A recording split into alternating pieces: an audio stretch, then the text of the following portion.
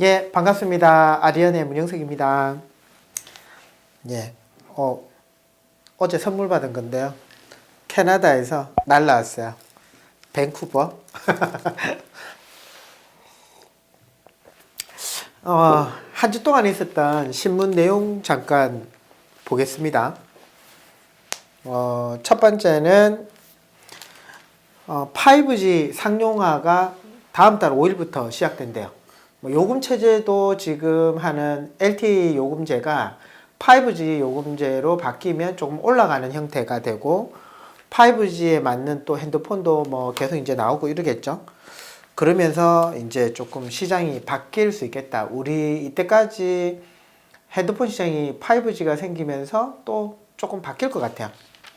그게 하나의 뭐 기사 내용 중에 좀 눈길이 와닿았고, 그리고 이제 증권거래소에 이제 주식을 활발하게 매매할 수 있도록 증권거래세를 0.05% 인하하겠다. 뭐 요게 있었고요. 베트남의 삼성 빈그룹에 SK그룹 10억 달러 투자. 그래, 베트남에 SK가 이제 투자를 많이 한다. 뭐 요런 내용도 있습니다. 그러니까 국내 시장이 이제 좀 포하고 성장 속도가 더디다 보니까 성장 속도가 빠른 베트남이나 중국이나 그 다음 인도 쪽으로 지금 기업들이 많이 넘어가는데요. 요번에 현대차가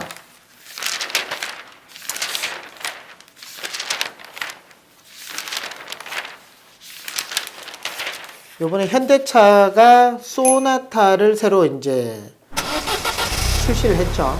출시했는데 정말 괜찮더라고요. 가격대가 2,140만 원에서 3,280만 원인데 이 소나타를 그 디자인한 사람이 이상엽 현대차 디자이너 센터장인데, 이분이 그 차 그게 뭐죠?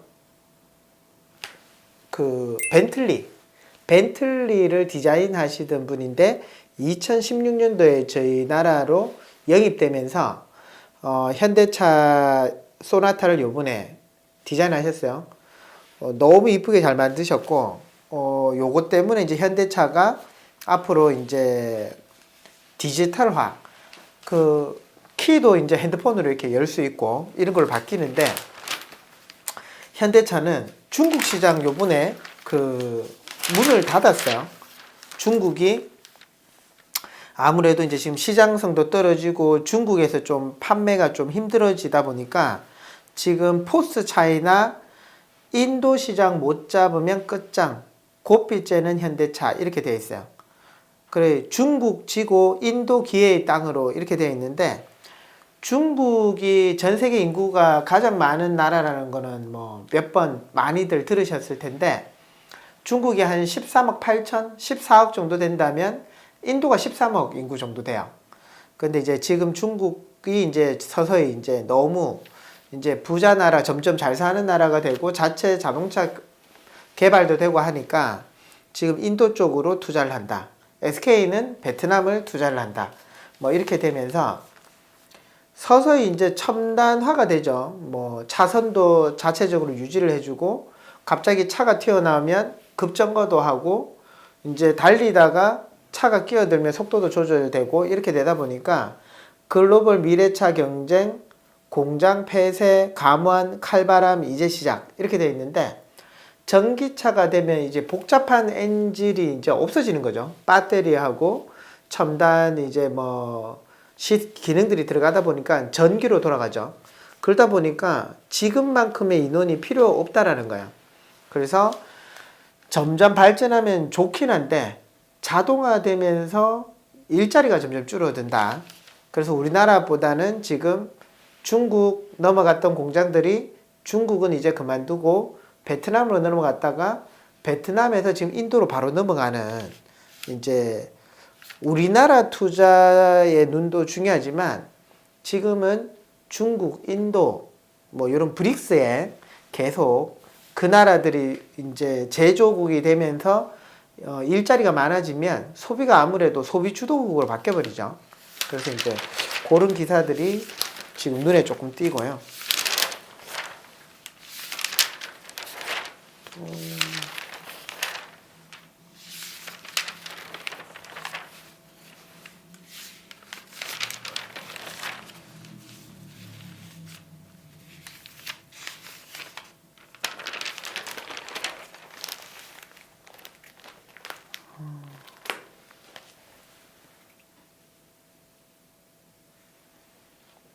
뭐 오리온 초코파이 만드는 오리온 회사도 지금 중국 갔다가 지금은 이제 13억 인도 시장 잡아라 이렇게 돼 있어요.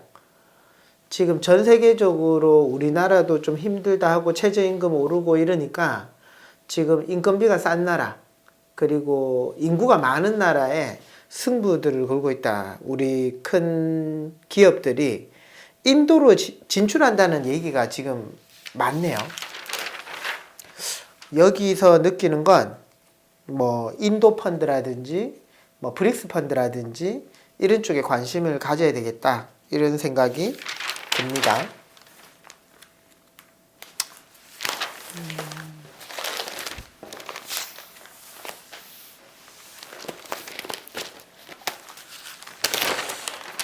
그리고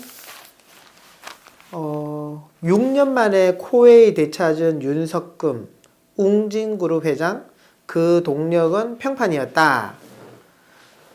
이 큰 회사를 운영하면서 사익 추구 없었다.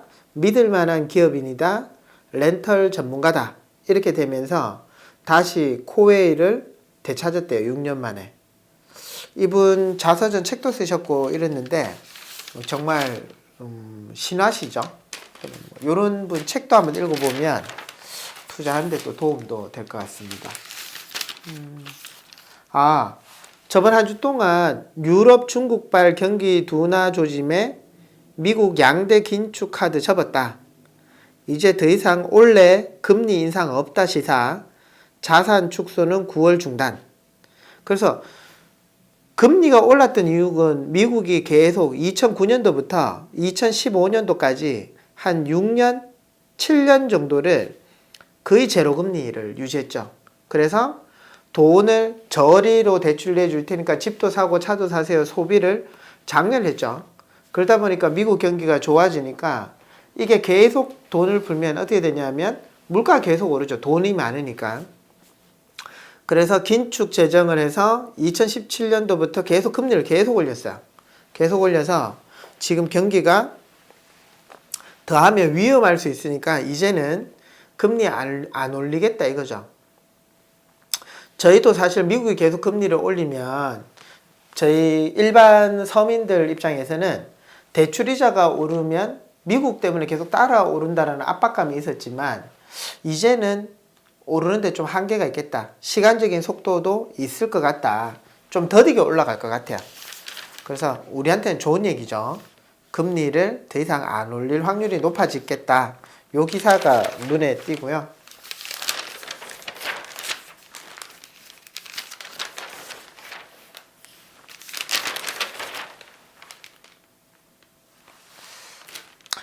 한국은 몇 번째로 행복한 나라일까?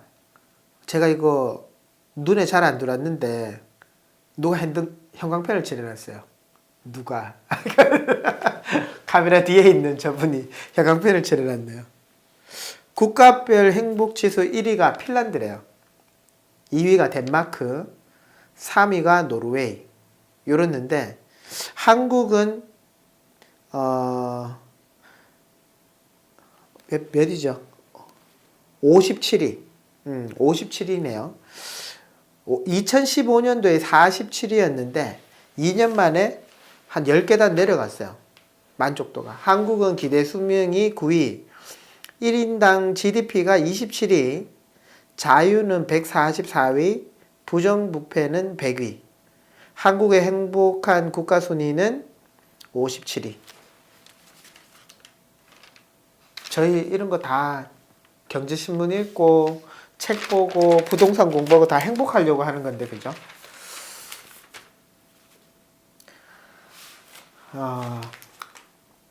우리금융회장 손태승의 힘 지주 출범 2달 만에 M&A 성공 동양자산운용, ABL자산운용 인수했어요. 앞으로 은행도 수익은 엄청 좋아질 것 같죠. 우리가 은행 거래는 하는데 첫 번째 이제 그 위치 좋은 사거리 코너에 은행이 이제는 없어도 되는 거예요. 은행 입장에서는 거기에 월세라든지 인건비가 많이 들었는데 지금은 사거리 코너에 은행을 둘 필요가 없어졌다 이제. 그래서 지점 통합 축소를 많이 하죠. 그래서 좋은 위치에 사실 은행 찾아보기 이제 힘들어진 것 같아요.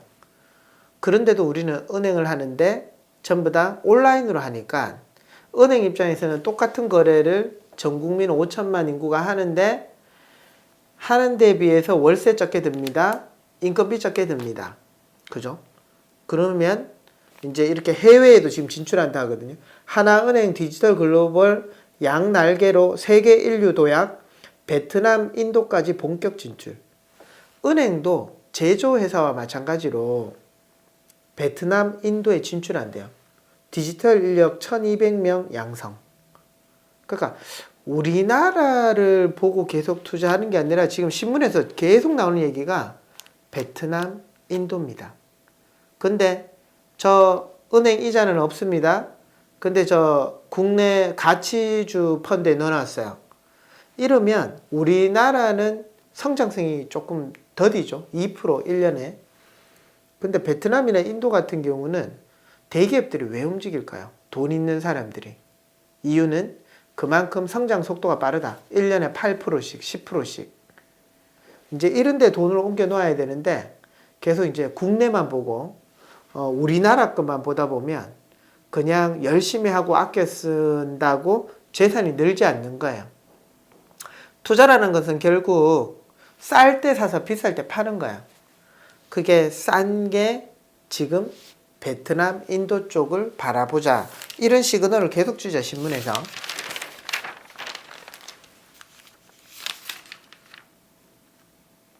제가 며칠 전에 이제 신문 보다가 사고 싶은 책, 전면 광고란인데요.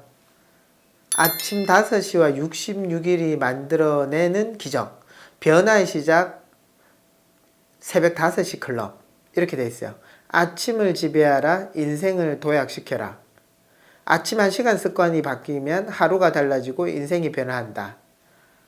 조금 나태해진 것 같아서 이런 책 한번 읽어보고 싶어서 사진 찍어놨어요. 두 번째는 책이 6책이 광고하고 있는데 또 하나는 팔지 말고 참여하게 하라. 끌리는 브랜드의 법칙, 주목성, 지속성, 확장성, 아이코닉 어드밴티지를 만드는 3단계 이렇게 해서 요 책 사고 싶어서 사진을 찍어놨죠. 서점 가면 사려고 한번 보고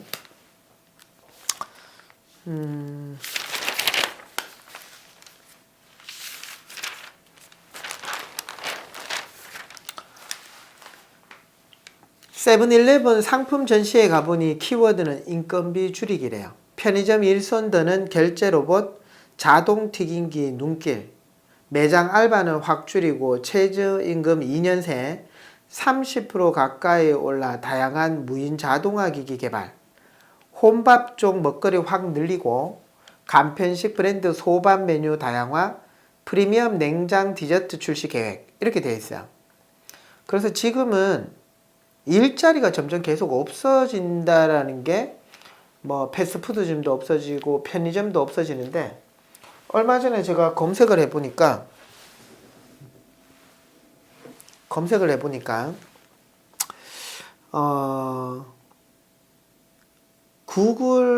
아마존 같은 경우는 무인 편의점이 생겼어요.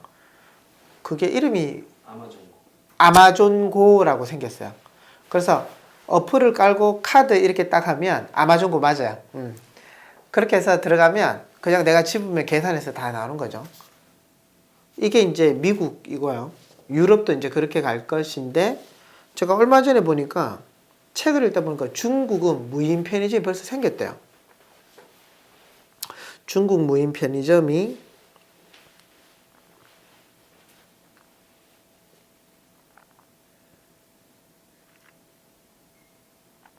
엄청 지금 대중화됐다 하더라고요. 중국 무인 편의점 이렇게 검색해 보시면 네, 나와요. 그래서 우리나라도 머지않아 편의점은 다 무인으로 간다고 봐야 될 것 같아요.